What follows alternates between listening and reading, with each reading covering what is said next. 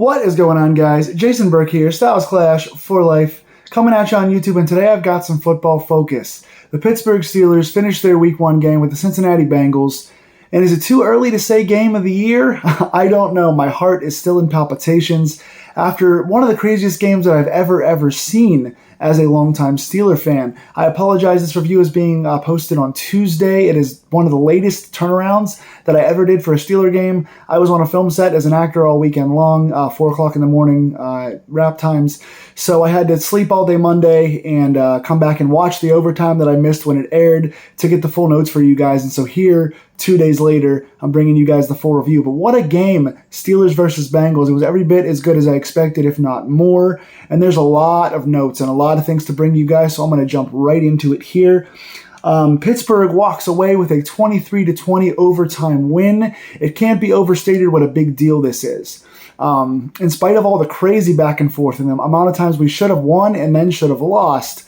But at the end of the day, a win is a win, and Pittsburgh walks away on the road getting an opening day victory against the AFC champions. The Bengals are an elite team now. Joe Burrow's an elite quarterback, and this offense is dangerous and feared. And Pittsburgh goes into their house and gets the win over one of the most feared teams in the AFC. So it is a big statement victory, much like last year's against Buffalo was when Pittsburgh beat Buffalo last year when they were favored heavily. So win is a win, but there's a lot to get to. Offensively, I saw what Matt Canada was going for. We definitely have some unique stuff on offense now. The jet sweeps to Claypool worked quite a bit in this game. We saw a couple of shuffle passes inside that didn't get us too much, but we saw some nice wrinkles, some good motion. We saw a nice flea flicker play on a triple pitch with Trubisky downfield to Freiermuth, which was a nice play for us. We're seeing some motion, some movement, some fluidity, some able to break the tackles and get to the outside of the pocket, moving Mitch around the pocket. I'm liking what this fluid offense looks like, but the offensive line needs to improve. That is our biggest note on offense. Mitch Trubisky in this game was a pedestrian but solid, 21 of 38 for 194 yards, 1 touchdown, no picks. I don't think Mitch was sacked in this game. 2 or 3 times he was almost sacked and got out of the grip. At least 2 plays he made, including one in overtime. On a downfield pass to Deontay Johnson was incredible. Mitch is very good about getting out of the pocket. Big Ben used to power through tackles and extend the play. Mitch is a guy that kind of can elude with his loose hips and his fast feet. He can elude sacks and make plays downfield. So we have another play extender here in Pittsburgh. He also had a couple of runs, I think 3 carries for 9 yards, and some running plays to get out of danger as well. The running game didn't do much of anything at all. That is, again, a product of the offensive line. There were some talks that Najee came in outside of football shape because he didn't play in the preseason. I don't think it's on Najee. I put this one on the offensive line. But Najee, 10 carries for just 23 yards. He did have a receiving touchdown, however, 2 catches, 3 yards, and 1 touchdown. That was on a nice Mitch Trubisky play, throwing it up high and getting a nice angle for Najee to run under the ball and get a touchdown. So good play by Trubisky and Najee there for the score. But got to get this run game going. The offense feels very one-dimensional and did not give us much at all in this game. Only 1 offensive touchdown out of our 23 points, and that was set up by a turnover. Receiving-wise, our 2 leading receivers, Pat Freiermuth, 5 catches for 75 yards, including the nice flea flicker, and 2 nice plays in overtime to set us up for the game-winning field goal. Freiermuth is going to be a nice security blanket this season. Very good hands, looks good over the middle. I like what he's doing right now. Deontay Johnson started off very slow in this game and then came on in the fourth quarter, had a nice couple comeback routes for some short catches along the sidelines, had a beautiful one-handed catch and toe tap in overtime to set us up for the field goal as well. Freiermuth, 5 for 75, Deontay, 7 for 55, and then Claypool was the most targeted guy today. He looks like he is the most healthy right now and is Mitch's favorite target so far. Just 4 catches for 18 yards, but also had 6 carries for 36 yards on some very nice jet sweeps. So he's been a dual threat on the offense. And again, the offensive line didn't look great. 1 costly penalty on Dan Moore. Mason Cole was getting steamrolled. He got hurt and then came back in later. Hassenauer had a bad snap that led to some problems in one of the plays that Cole was hurt. But when Cole came back, he also wasn't very effective. Chooks wasn't very effective today. I didn't like how this line blocked at all. But defensively, man, this unit looks to be a top 5 team. Minka said they're going to be a top 5 team. They looked every bit of a top 5 team. They're playing against, again, a team that has an elite quarterback in Burrow, one of the 2 best wide receivers in football, along with Justin Jefferson from Minnesota. But Jamar Chase is an absolute beast They have Tyler Boyd, who's very good. T. Higgins, who's very underrated. Hayden Hurst is a nice underrated tight end. You got Joe Mixon, who runs through guys. P. Ryan's a good backup running back. You got a bunch of guys on this offense who are very, very good, and Pittsburgh held them in check for most of the game. They did start to get better as the defense got tired and some injuries set in because some guys like Watt and Cam weren't on the field toward the end of the game, but Pittsburgh played pretty well overall. Minkah Fitzpatrick, 10 tackles, an interception for a touchdown, pick six, and a blocked extra point. Basically, Pittsburgh was ahead by 6 points. Minkah gets flagged for a bad call in the back of the end zone, so the Bengals get the ball again. After a fourth down stop, the offense can't produce anything, so the Bengals get the ball back with like a minute and 30 to go. Burrow drives them down. They get a shot in the corner of the end zone to Jamar Chase with a nice catch. So the Bengals tie the game 20-20, and then they have the easy game-winning extra point. The snap was a little slow because their snapper got hurt early in the game. Minkah Fitzpatrick busted through and got the game-saving blocked extra point. So yeah, the game-saving blocked extra point, a pick six in this game, and 10 tackles. What a game for Minkah Fitzpatrick, who looks to be a top 3 safety, if not the best safety in the NFL. TJ Watt, man, oh my God, what a player. 6 tackles in this game, a sack, a batted ball, and an interception. So he went up, he batted one of the balls, went to do it again a second time, got the ball in his arms for an interception, and also another sack. TJ Watt is such a disruptor in the run game and the pass game. He is such a guy that garners a lot of holding penalties. He is a force. He is by far and away the best defensive player in the NFL, the reigning DPOY, but he gets hurt a lot. This is the one thing that gets overlooked with TJ Watt. He misses significant time every season, and that's why I've been complaining for the last 3 years.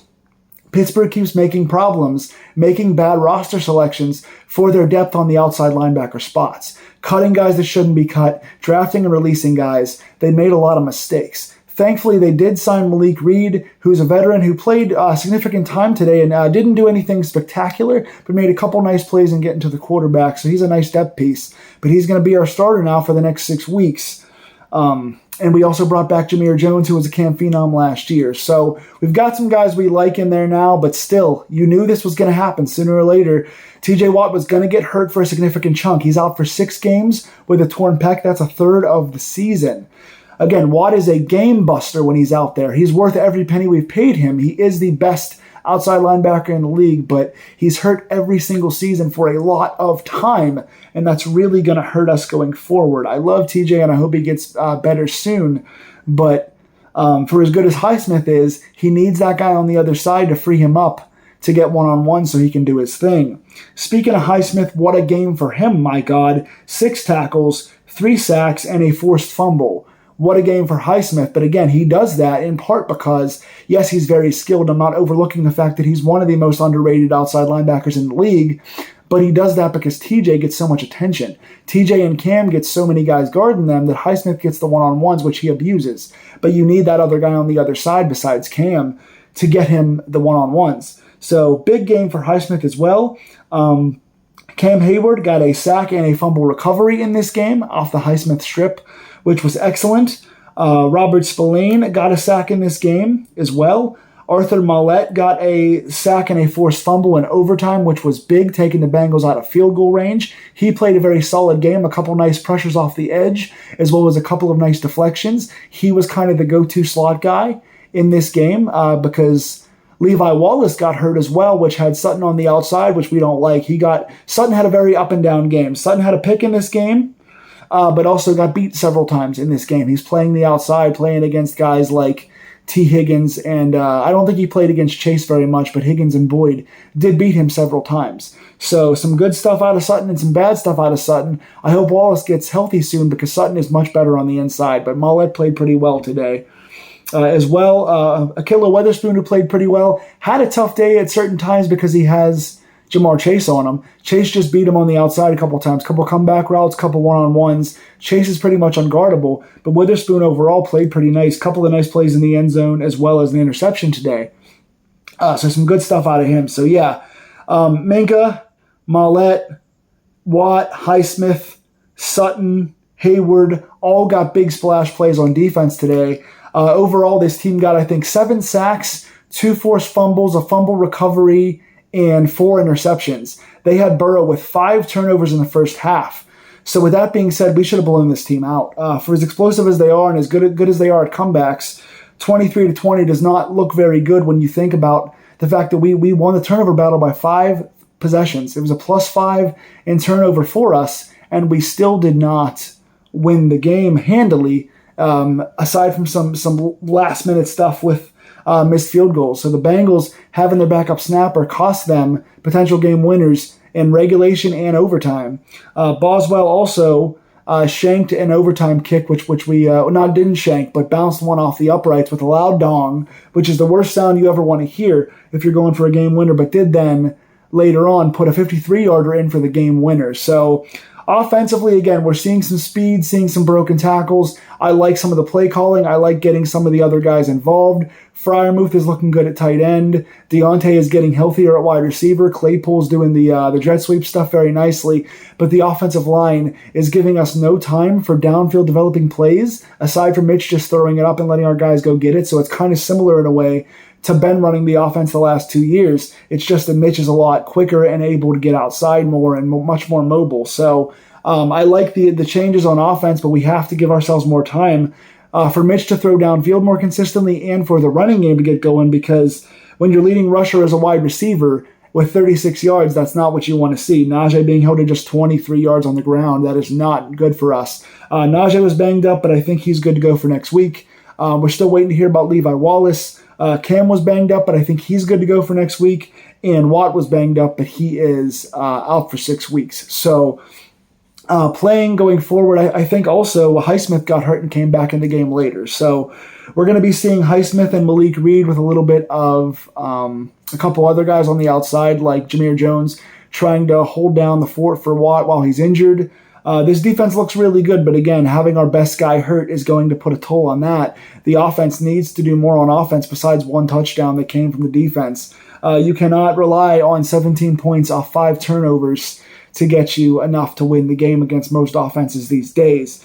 But in any event, we escape with a win here. So it can't be understated enough that Pittsburgh gets a divisional win on the road against the AFC champs, in which a defense looks dominant and the offense looks improved. So there are things to be happy about today. Lots of good players on the field. Pittsburgh goes to 1-0. Baltimore and Cleveland won their games, so we're in a 3-way tie with them right now after week 1. What do you guys think? Who are you looking forward to? Who impressed you on defense? What do you think we have to do on offense to get more unleashed for us? What do you think the offensive line needs? Do you think we have to sign somebody at the outside linebacker spot while TJ gets healthy? Or do you feel comfortable enough with Highsmith on one side and a guy like Reed on the other side? Tell me in the comments below what you think. Again, I'm sorry this is so late, and hopefully in the future I won't be as late with film stuff going on. But tell me in the comments below. Please like, share, and subscribe if you like these Pittsburgh Steelers deep dives, and I'll see you guys much faster next week. Go Steelers.